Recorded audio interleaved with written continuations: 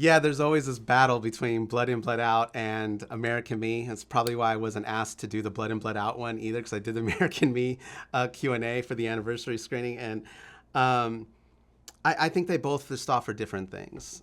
You know, we were on a panel one time, you and I think, and there was another panelist there that said she saw Blood In, Blood Out as an opera, and I thought that was a great description of it.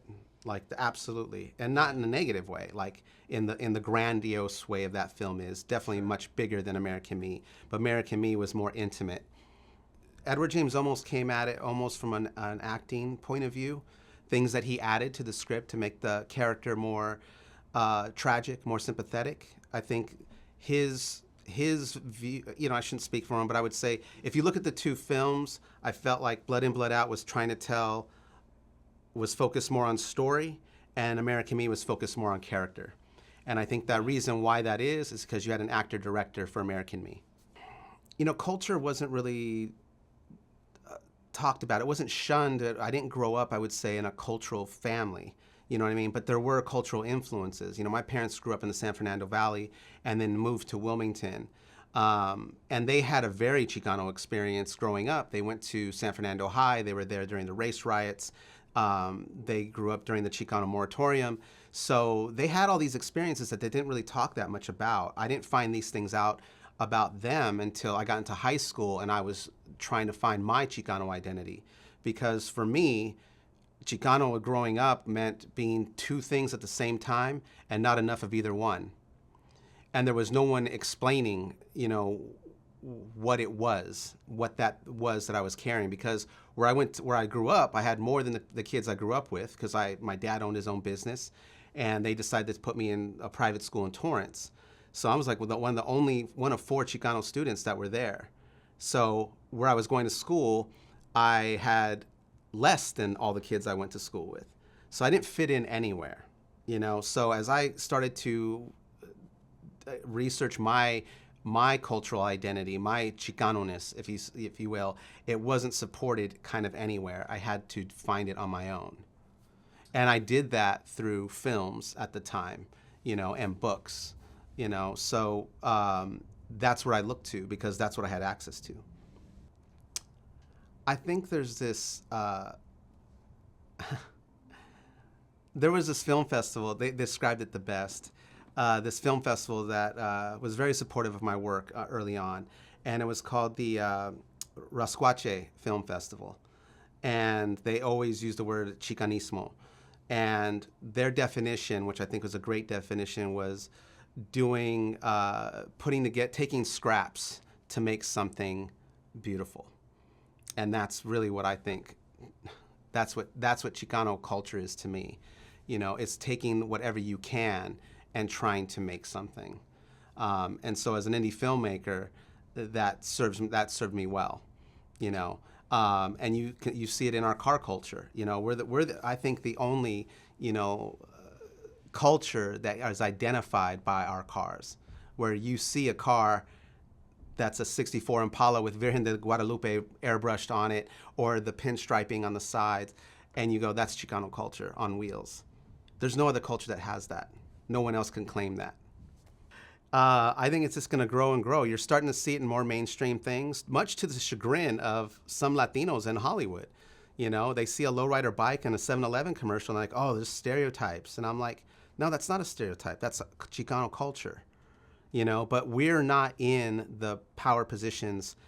Our voices are not that loud. You know, we even among Latinos, we still have the tiniest voice. And even though our culture is the biggest one, you know, so, you know, it's a dilemma. With independent film, I've said this, it's a lot easier to make and tell your story and get it out there now. It's a lot harder to get distribution and get your stuff marketed. And that's the key. I see a lot of people making stuff. I don't see a lot of people getting it on Netflix or Amazon or Hulu or HBO. Definitely not HBO. So it's a double-edged sword, right? It's an imbalance. We have all this technology to make our stuff, and we don't need a lot of money. And you don't have um, we still aren't getting into the mainstream streamers and networks. What's great about East LA is it hasn't changed as much in terms of how the rest of the city has changed. You know, we have a taco stand on our corner, several corners, but I love living there. It's just great to go places where all you see is raza, you know. And in Los Angeles, you would think that would be a misnomer. That would be an obvious thing, but it's not. You know, we may be working at a lot of places on the west side or the valley or downtown LA, but we're not living there. We're not going to restaurants there. You know what I mean? So to be, you know, to go to places in restaurants and shops in East LA and see raza there everywhere, it's kind of, I don't know, like even during the pandemic, man, like I felt me and my family were secure because the neighbors, we all looked out for each other. You know what I mean? If someone didn't have toilet paper, it was like, oh, we got some extra toilet paper, whatever the thing was, you know? And I'm not saying it didn't happen in other parts of the city, but I think the thing Strong sense of community. there, I was just about, you took it right out of my mouth. Like there's still a sense of community there. And LA is very segregated, you know, and I've said that before to people who saying it's controversial, but it's not. And we're segregated, not just in the city, but in how we even partake in the same activities, a Dodger game or going to the Pantages Theater. We're segregated in those aspects too, you know. And as a filmmaker, you know, my career has gone like this, you know, where there were times where I could afford the expensive seats at Dodger Stadium, and then there were times where I couldn't afford the seats at Dodger Stadium. So I got a sense of where we were welcomed, where we felt belonged, or where we didn't belong, you know. And so that was a real eye-opener for me over probably the past 10 years, is seeing the city that way. And in the last protest of 2020, you really saw it then as well, because it was a very different response to the 2020 protest and the 92 riots, because the organizers of those protests decided to go to a place and protest in a place that the city cared about, which was Santa Monica and West Hollywood and West LA. Right.